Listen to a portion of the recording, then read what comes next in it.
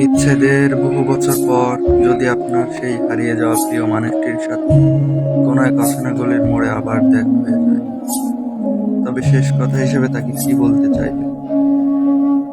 আমি তখনও তাকে এটাই বলবো, দেখো, তোমার সাথে যদি আমার এটাই শেষ দেখা হয়ে যায়, তাহলে তুমি জেনে রেখো,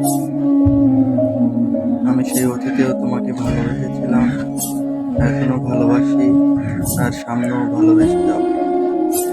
আমি যতদিন এই পৃথিবীতে বেঁচে থাকবো, কিংবা যতদিন এই পৃথিবীতে থাকবো, আমি বলতে থাকবো, আমি তোমাকে ভালোবাসি। আমি 10 জনকে নয়, আমি 1000 জনকে নয়, 100 জনকেও নয়, আমি একজনকেই ভালোবাসি, আর সেই ভালোবাসার মানুষটা হচ্ছে তুমি।